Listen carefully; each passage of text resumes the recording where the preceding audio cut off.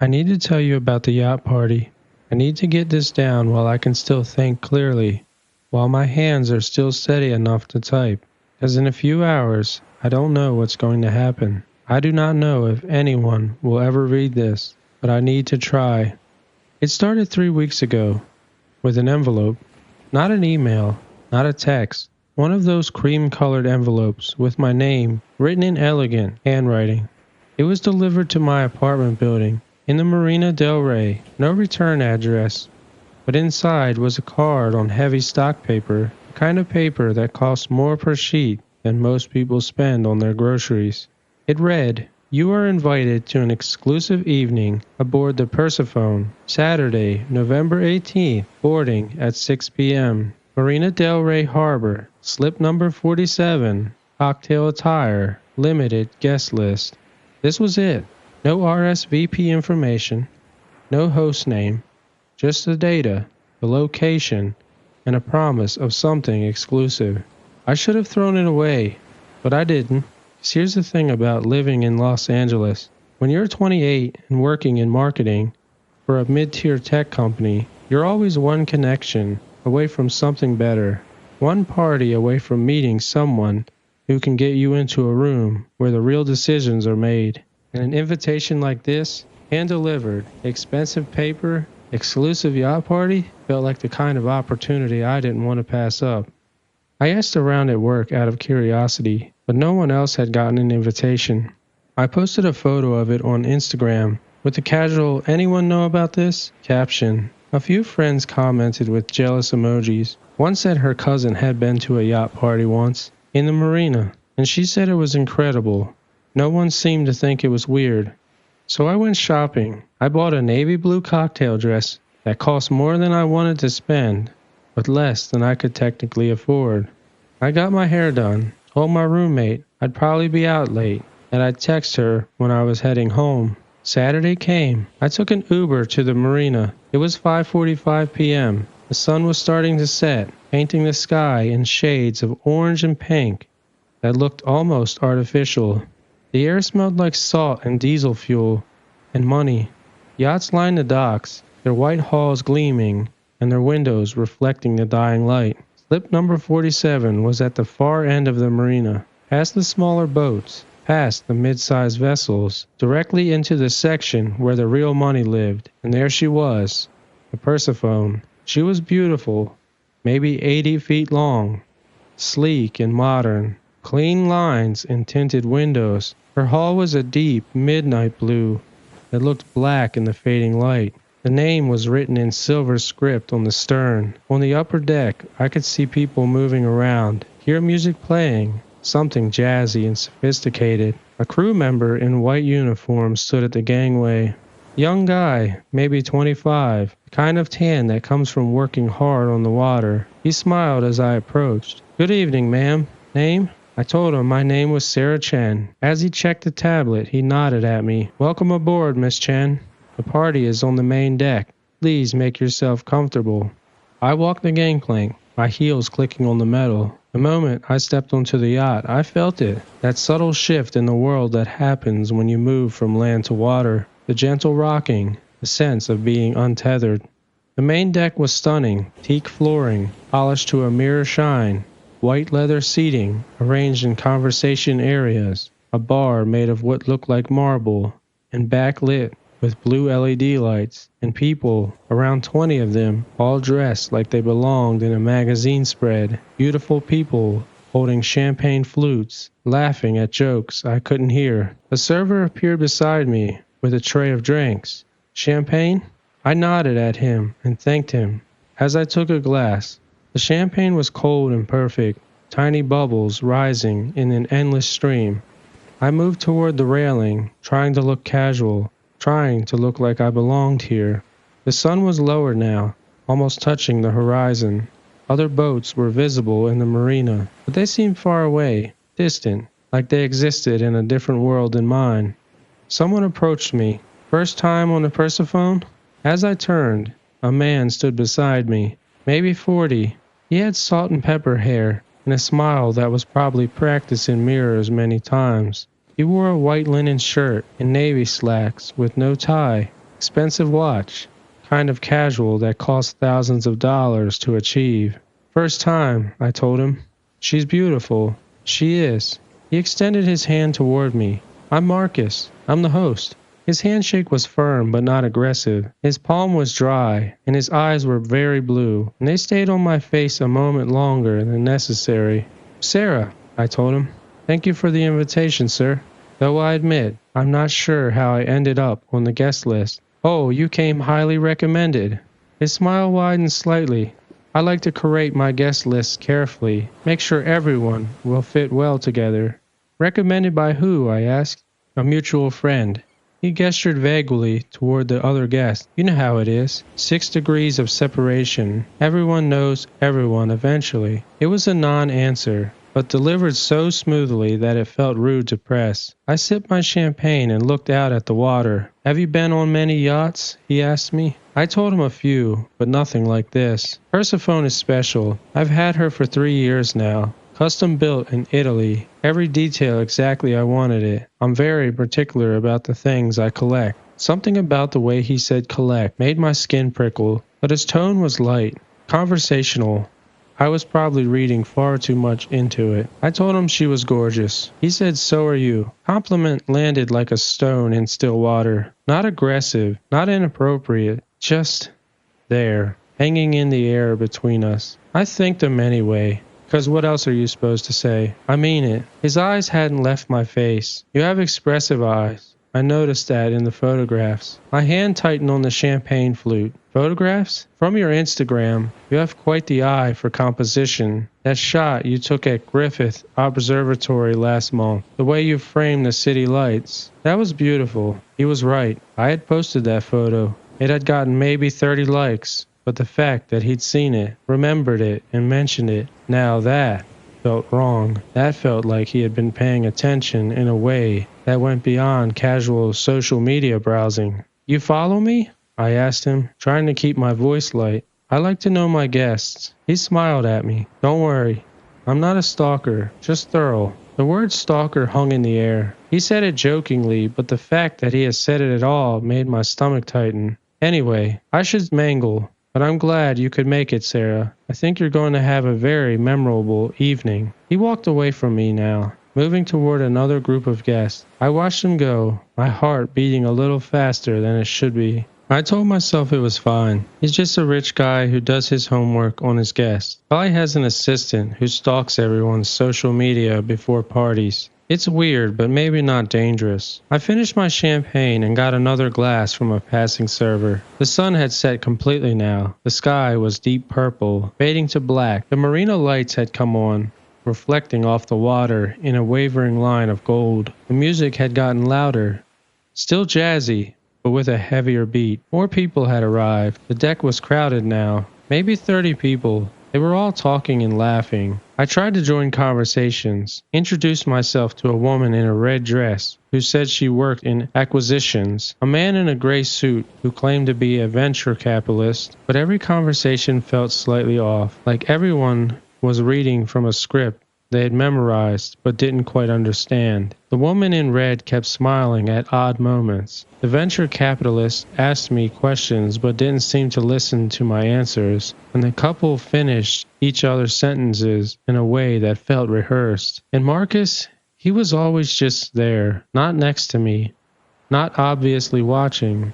But whenever I looked up, I could see him from across the deck, and his eyes would be on me, just for a moment. Then he would look away, return to his conversation, and laugh at someone's joke. But I'd seen it, that focus, that attention. The yacht's engines rumbled to life. I felt it through the deck, a deep vibration that traveled up through my heels. A crew member was untying the mooring lines. We were leaving the dock. Excuse me, I said to a couple I'd been talking to. Are we going somewhere? Just a cruise around the bay. Marcus always takes us out for an hour or two. It's more fun on the water. I told him okay, but my chest felt tight. I hadn't realized we'd been leaving the marina. I'd assumed this was a docked party. The invitation didn't mention anything about actually going on the ocean. The yacht pulled away from the dock smoothly, quietly. The marina lights began to recede. I walked to the railing and looked back at the shore. The buildings were still visible, the lights of the marina. We weren't far, maybe a quarter mile, close enough to swim back if I had to. Why was I thinking about swimming back, though? I shook my head. I was just being paranoid. This was a party. A nice party on a beautiful yacht with successful people. The fact that the host had looked at my Instagram wasn't that weird. The fact that he complimented me wasn't that weird. I was just being nervous, because I didn't know anyone here, so I felt out of my depth. I grabbed for another glass of champagne, maybe my third or fourth. I was beginning to lose count. The music got louder, and someone dimmed the deck lights. The party took on a dreamlike quality, faces illuminated by the blue glow of the bar, bodies moving to the music, and the dark water surrounding us on all sides. I danced for a while, or at least tried to. The deck was rocking more now that we were away from the shelter of the marina. The champagne was making my head feel light, and I started feeling disconnected from my body. At this point, I needed a break. I needed to sit somewhere quiet for a few minutes. I found a crew member, a woman this time. She was maybe 30, with her hair pulled back in a tight bun. "Excuse me, miss. Is there a bathroom I can use?" She told me, of course. Down the stairs, main corridor. It's the third door on the left. I thanked her. As I made my way to the stairs at the back of the deck, they led down into the yacht's interior, into a world of polished wood and soft lighting. The music from above muffled here, just a bass thump that pulsed through the walls. The corridor was narrow, lined with doors, teak paneling, brass fixtures, everything expensive and perfect. I counted the doors. It was the third one on the left. I opened it, but there wasn't a bathroom. It was a cabin, a small bedroom with a queen-size bed, white linens, a porthole window showing nothing but darkness, and on the walls, photographs. My breath stopped at this point. They were pictures of me, dozens of them, printed and pinned to the walls, like a detective's murder board. Me leaving my apartment building, me at the coffee shop where I went every morning, me at work visible through the office windows, and me at the grocery store, me at the gym, and me walking on the beach. Some of the photos were weeks old. I recognized the jacket I had been wearing in October. Some were more recent. One was from yesterday. I was getting into my Uber, wearing the same dress I had on right now. At this point, my hands started to shake. The champagne glass slipped from my fingers and shattered on the floor. Someone had been following me for weeks, maybe even months, taking pictures and documenting my life, my routines, and my very patterns. And those pictures were here, on this yacht, in this very cabin. I backed out of the room, my heart slamming against my ribs. I needed to get off this boat. Right now, I needed to. Someone called my name, and I spun around. Marcus stood on the corridor, blocking the way back to the stairs. His expression was calm, almost gentle. "I see you found your cabin," he said. "My cabin?" My voice came out higher than normal. "Those are pictures of me. You've been following me." "Not following, observing." As he took a step closer, "There's a difference." I told him I need to leave right now. "Turn the boat around." He said, "You're not going back to the marina, Sarah." His voice was still calm, still gentle, like he was explaining something obvious to a child. "We're heading down south, down the coast. It's a beautiful night for a cruise." I didn't agree to that. "I want to go back, Marcus. I know this is overwhelming. I know you're scared, but you don't need to be, Sarah. I'm not going to hurt you. I would never hurt you." I told him then let me leave, and he told me he couldn't do that. He smiled. That same practice smile. "I've been planning this evening for months, Sarah. Every detail, the invitation, the timing, even the guest list, everything designed to make you comfortable, to make you feel special, because you are special." "What about the other guests?" I asked him. "They're just crew members, actors really. I hired them to make the party feel authentic, to make you feel safe." He gestured back toward the stairs. "They are very good at their jobs. You didn't suspect anything, did you?" At this point my legs felt weak, and I leaned against the wall for support. I told him that he's insane. He said that he was in love, and it was simple. He said it was matter of fact. "I've been in love with you since I first saw you 6 months ago. You were at the gallery opening in Culver City. You were wearing a green dress. You laughed at something your friend said, and I thought, I never heard a more beautiful sound." I told him I don't remember him. He said I know. I was careful. I stayed in the background, watched, learned. I learned everything about you, Sarah. Your favorite coffee order,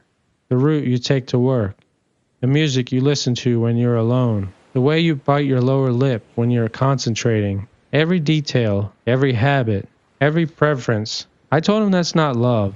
That's simply stalking. He said society has such harsh words for devotion. He moved closer at this point, close enough that I could smell his cologne. Something expensive and woody. But I don't care what society thinks. I only care about you and about us, Sarah. I told him there is no us. Not yet, but there will be, he said. His hands reached out and touched my cheek. I flinched, but there was nowhere to go. My back was against the wall. I've prepared everything. The yacht is fully stocked. We have enough fuel to reach Mexico. I have a house there. Private. Isolated. Beautiful. You'll love it, Sarah. Mexico, I said. We're leaving tonight. Right now. By the time anyone realizes you're missing, we'll be in international waters. And by tomorrow, we'll be somewhere the Coast Guard can't reach us. I shoved him hard, and he stumbled back. Surprised, I took off running, down the corridor, and towards the stairs. My heels slipped on the polished floor. I kicked them off and kept running. Behind me, I heard Marcus's voice. He was still calm. Sarah, please, don't make this difficult. I reached the stairs and climbed them, 2 at a time. Burst out onto the main deck. The party was over, and the deck was empty, except for crew members cleaning up glasses and plates. They looked up as I appeared, but no one seemed surprised. No one seemed concerned. I yelled out to help me. Please, someone help me. A crew member, the young guy who'd greeted me at the gangway, he walked over and asked me if everything was all right. I told him no, nothing is all right. He's been stalking me. He has pictures of me. Now he's trying to kidnap me. The guy told me I had too much to drink. His voice was kind but firm. Why don't you go back to your cabin and rest? I said I'm not drunk. I looked around widely. The shore was gone. I couldn't see any lights, just darkness in every direction. How far out are we? He said about 15 miles. 15 miles? Too far to swim, and too far for anyone on shore to hear me scream. I ran to the railing, looked down at the dark water rushing past the hull. The yacht was moving fast now, maybe 20 knots. If I jumped, I'd probably survive the fall. But then what? 15 miles is the open ocean at night. I'd die of hypothermia before I made it halfway. Marcus had emerged from below the deck. He walked toward me slowly, hands visible and his palms up, like he was approaching a frightened animal. He said, "Please don't do anything rash. The water is 58 degrees. You wouldn't last an hour." I told him I would take my chances. He said, "No, you won't." He stopped a few feet away from me. "'Cause you're smart, Sarah. You are a survivor, and you know that jumping would be suicide." He was right. I hated that he was right. "But what do you want from me?" I asked him. "I want you to give us a chance, Sarah. That's all. Just a chance." He smiled. "I know this isn't how you imagine meeting someone. I know the circumstances are unconventional. But sometimes love requires bold action. Sometimes you have to take what you want." I told him this isn't love. This is kidnapping. He said, "Call it what you want. The results are the same. You're going with me to Mexico, and we are going to spend time together. And I truly believe, that once you get to know me, once you see how much I care about you, you'll understand, and you'll feel the same way." I told him I would never feel the same way. But he said, "We'll see." He turned to the crew member. "Please escort her back to her cabin. Make sure she's comfortable." I told him no. I started to back away, but 2 crew members were already moving toward me. The young guy and another man. He was older, and built like he had spent time in the military. I told him not to touch me or I would scream. They didn't touch me. They just stood there, blocking my path, herding me toward the stairs like it was livestock. I had no choice. I went down the stairs willingly, back into the corridor, and back into the cabin, where all my photos were on the wall. The door closed behind me, and I heard a lock click. At this point, I was alone. I stood in the center of the cabin, breathing hard and trying to think. There had to be a way out. There had to be something I could do. The porthole. I ran to it, tried to open it. It was sealed shut. The glass was thick, high reinforced. I grabbed a lamp from the bedside table and swung it at the porthole. The lamp shattered. The glass didn't even crack. As I searched for the cabin, I looked for anything I could use as a weapon, as a tool, or any means of escape. But everything was bolted down or too soft to be useful. The bed, the pillows, the curtains, nothing sharp, nothing heavy enough to break through a door. I tried the door handle anyway, and it was locked from the outside. I was trapped. I sat on the bed and tried to think rationally, tried to push past the panic and fear and focus on facts. Fact, I was on a yacht, approximately 15 miles off the coast of California. Fact, the yacht was heading south toward Mexico. And fact, the man who owned the yacht had been stalking me for months and believed he was in love with me. And another fact, even if someone reported me missing, Coast Guard wouldn't know where to look. We were already in international waters, or would at least be soon, and Marcus had planned all of this. He thought through every detail. I was going to Mexico, whether I wanted to or not. Unless I could find a way to stop it. I stood up and examined the door more carefully. It was solid wood, probably teak, with brass fixtures. The lock was a simple deadbolt, operated from the outside. No way to pick it without tools. But the hinges were on the inside. I grabbed a broken lamp and used the metal base to try to pry out the hinge pins. It took 20 minutes of scraping and prying, my hands cramping and my fingers bleeding from where I'd cut them on broken ceramic. But finally, the first pin came loose, then the second and third. I pulled the door toward me, and it came free from the frame. Heavy and awkward, I set it aside as quietly as I could and looked out into the corridor. It was empty. I stepped out, my bare feet silent on the teak floor. The corridor stretched in both directions, to the left and back toward the stairs to the main deck, to the right, deeper into the yacht's interior.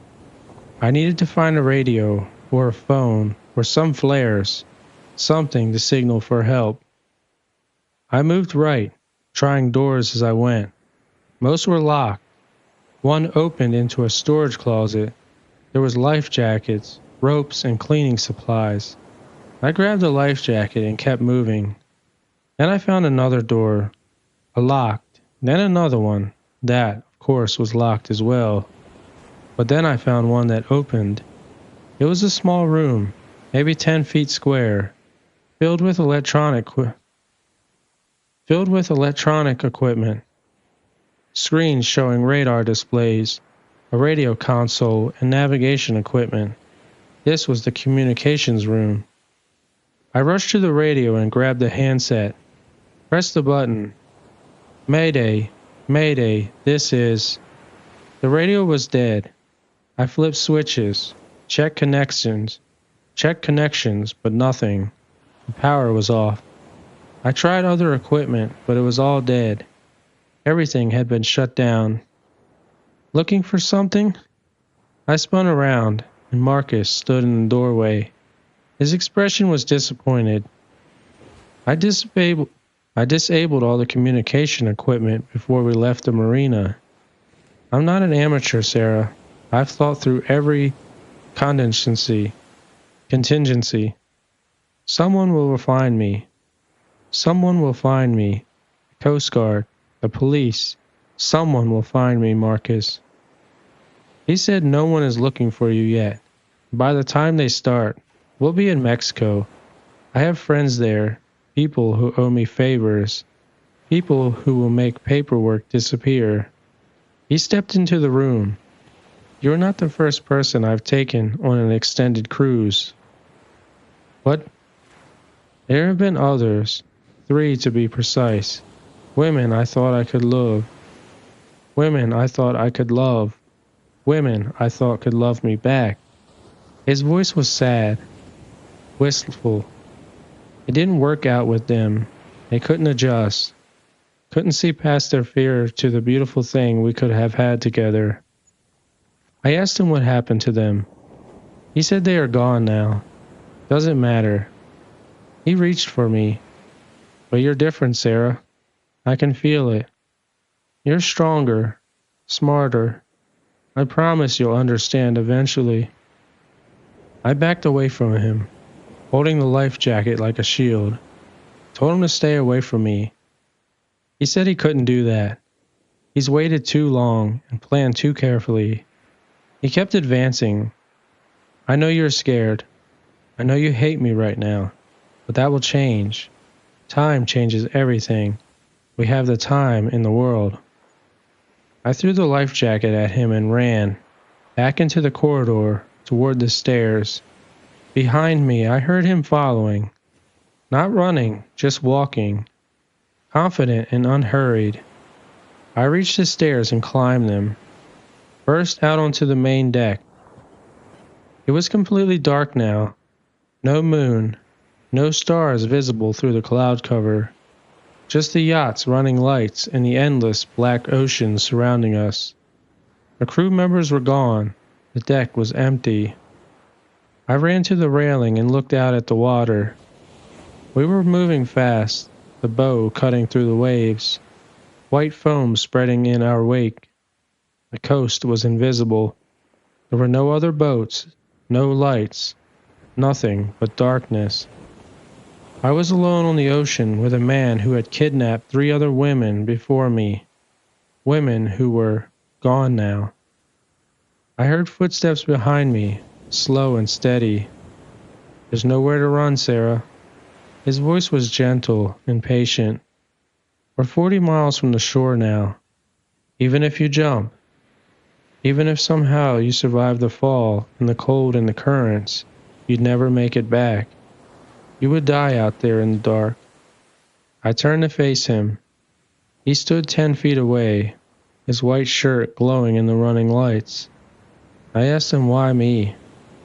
Why did you choose me? He replied, 'Cause you're perfect. It's that simple. He said it like it was obvious. From the moment I saw you, I knew. You're intelligent, beautiful, independent, everything I wanted, everything I needed. But I told him he doesn't know me. But he replied, I know everything about you. I've studied you for 6 months. I know you better than you know yourself. He took a step closer now. I know you're afraid of commitment because your parents divorced when you were 12. I know you work too hard because you're trying to prove something to yourself. I know you're lonely, even though you'd never admit it. I know you want someone to see you, to really see you. And I do, Sarah. I see all of you. He was right about some of it. The divorce, the loneliness. But hearing him say it, hearing him recite facts about my life, like he had earned the right to know them, made me feel violated in a way I couldn't articulate. I just replied to him, You're insane. And he replied to me, I'm in love. There's the difference. He moved closer. I backed up and I hit the railing. The metal was cold against my back.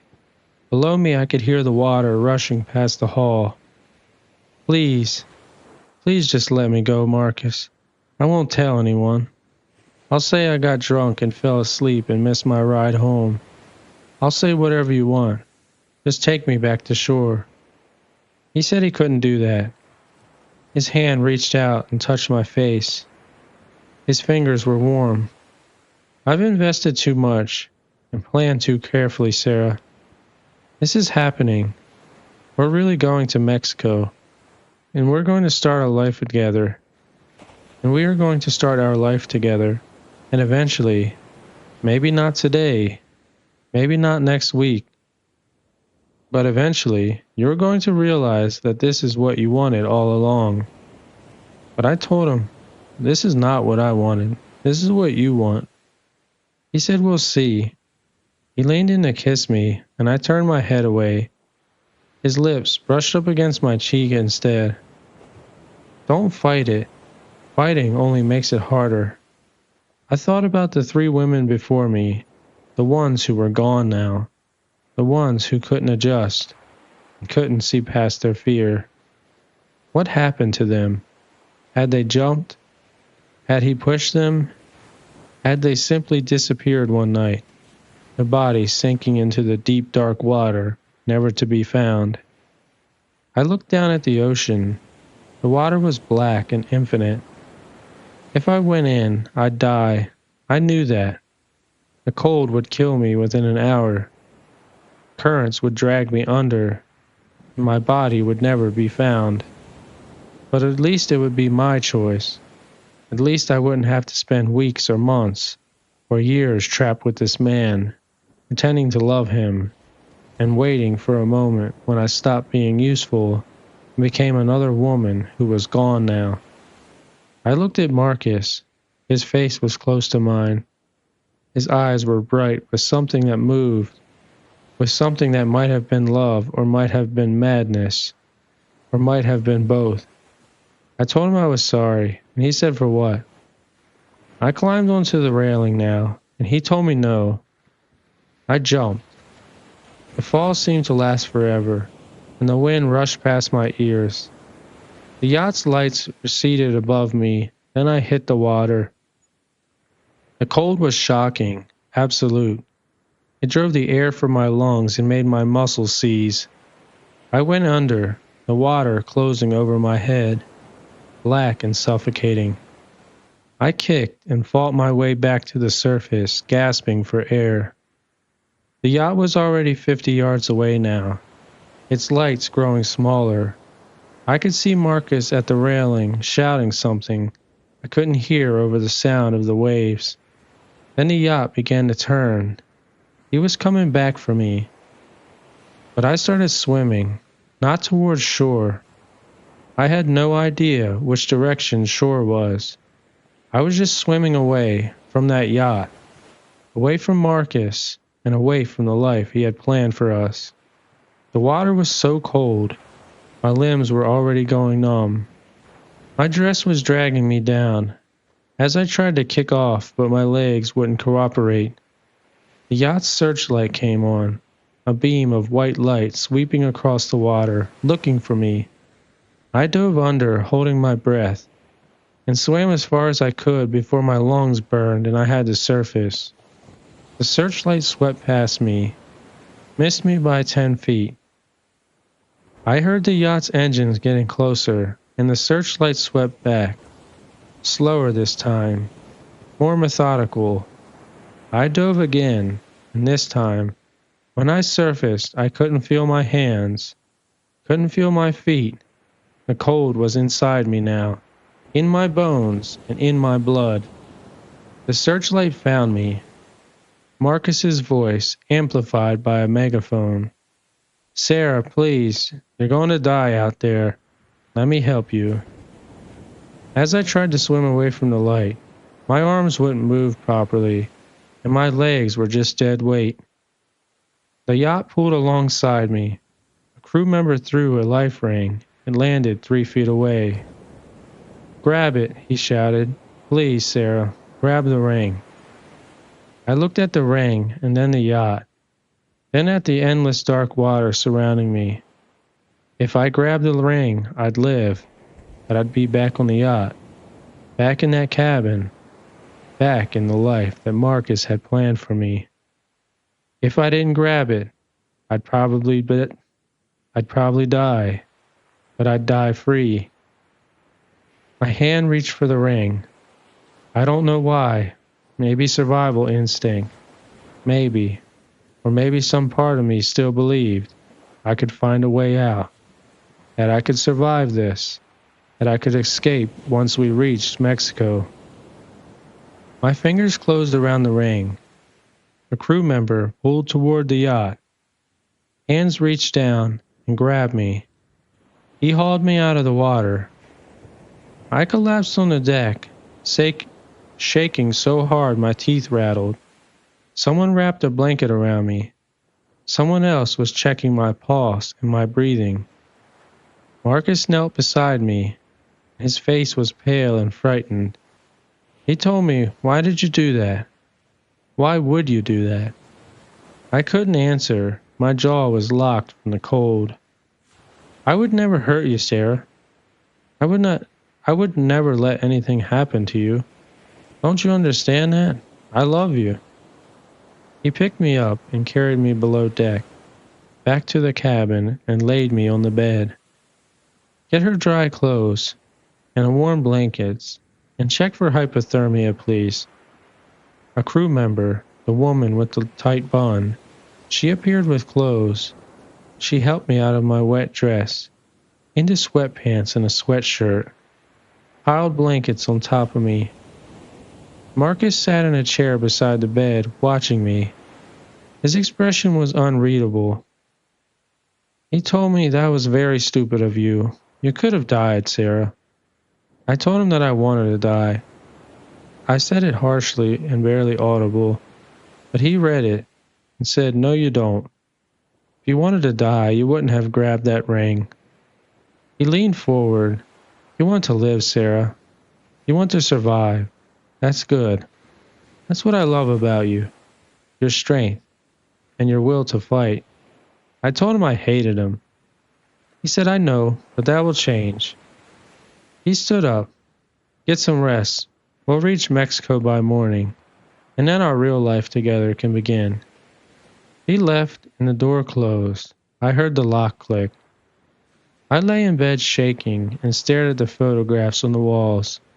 All those pictures of me, my life, my routines and my patterns.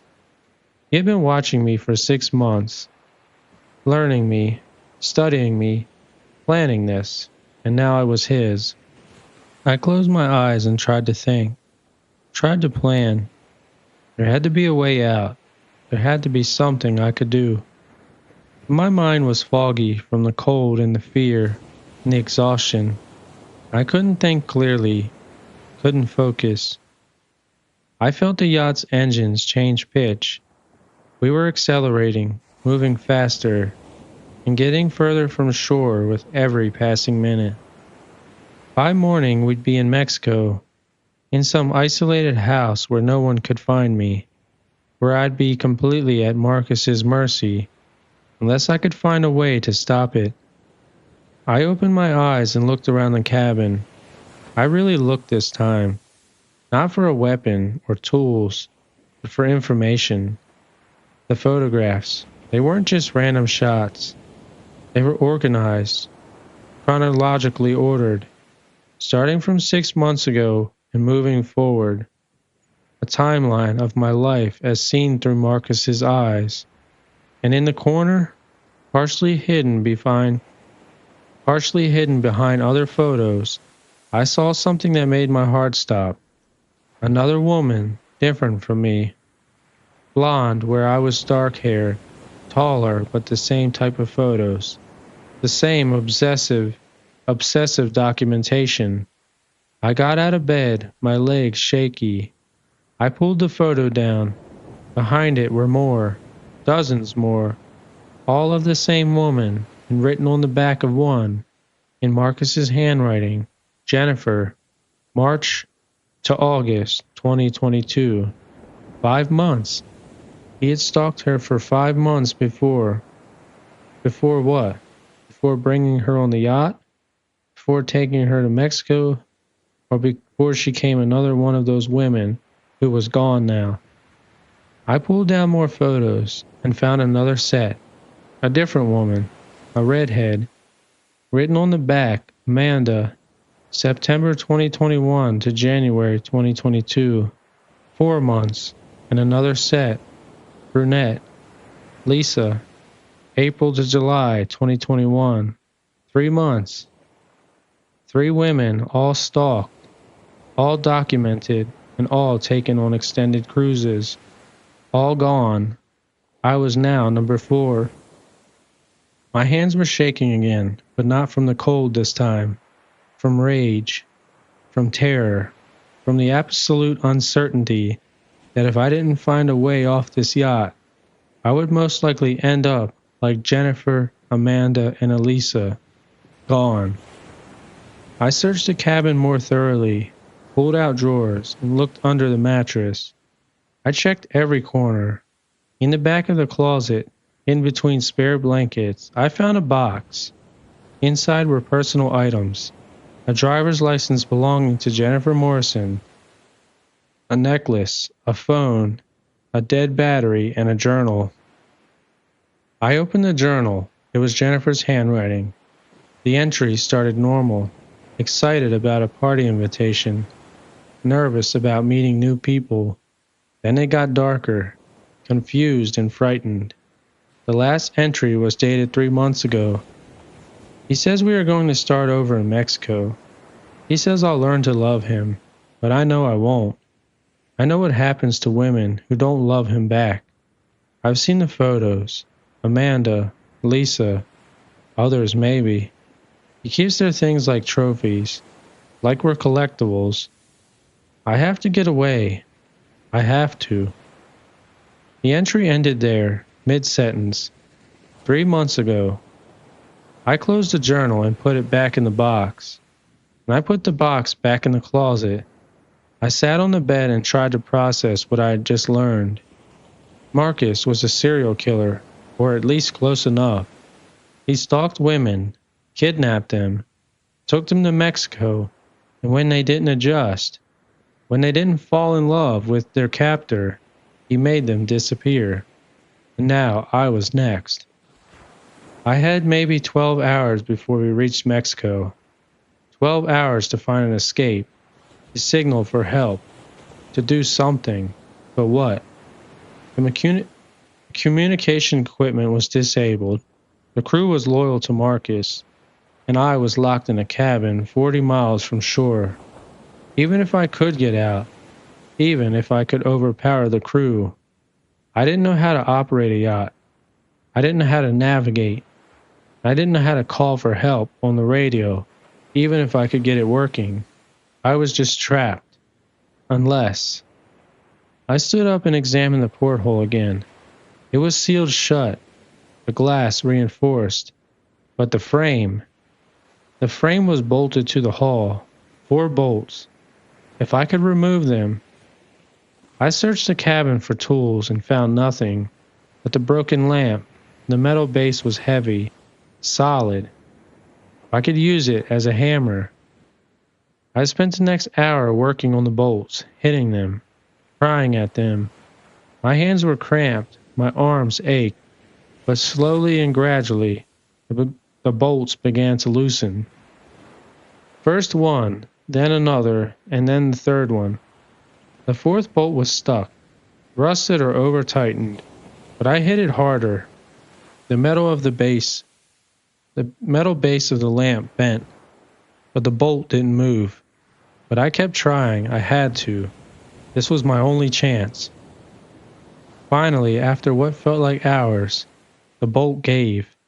The porthole frame came loose. I pulled it free and looked out at the ocean. The opening was small, maybe 18 inches in diameter, but I was thin, I could fit. The question was, then what? We were still miles from shore, and the water was still cold. I didn't have a life jacket. I'd barely survived the first time I had gone in. But staying on the yacht meant ending up like Jennifer, like Amanda, and like Lisa. I'd rather die trying to escape than die waiting for Marcus to decide I wasn't worth keeping around. I squeezed through the porthole. I squeezed through the porthole. It was tight. The metal frames scraped my skin, but I made it through. I hung on the outside of the hull for a moment, my fingers gripping the edge of the porthole, my feet dangling above the rushing water. Then I let go. The water was just as cold as before, just as shocking, but I was ready for it this time. I didn't panic. I just started swimming, away from the yacht, toward I didn't know, toward shore, toward help, toward whatever or anything that wasn't Marcus. Behind me I heard shouting, and the searchlight came on again. It swept across the water, and I dove under, swam as far as I could, and surfaced, gasped for air. The yacht was turning again, coming back for me, but this time I had a head start.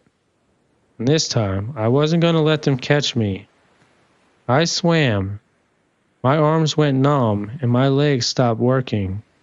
The cold seeped into my core, slowing my heart and clouding my thoughts. The searchlight swept past me, missed me. It swept again and found me. I heard Marcus yelling, "Sarah, Sarah, please, you're going to pass away. Sarah, please, you're going to die." Maybe, probably, but at least I died free. The yacht got closer, and the crew threw the life ring again. It landed right next to me, and I didn't grab it. I dove under and swam deeper this time, deeper than before, down into the cold darkness, where the searchlight couldn't reach. My lungs burned and my vision started to go dark at the edges. I kept swimming. When I finally surfaced, the yacht was farther away, and the searchlight was sweeping in the wrong direction. They had lost me. I floated on my back, too exhausted to swim anymore, and looked up at the sky. The clouds had cleared. I could see stars now, thousands of them, more than I'd ever seen in Los Angeles. They were beautiful. I closed my mind. The cold didn't hurt anymore. I couldn't feel my body. I couldn't feel anything. I thought about my roommate, about my job, about my life in Los Angeles, about all the things I'd never get to do. I thought about Jennifer and Amanda and Lisa, about how they fought, how they'd try to escape, how they'd end up gone. At least I tried, at least I fought, and at least I'd chosen.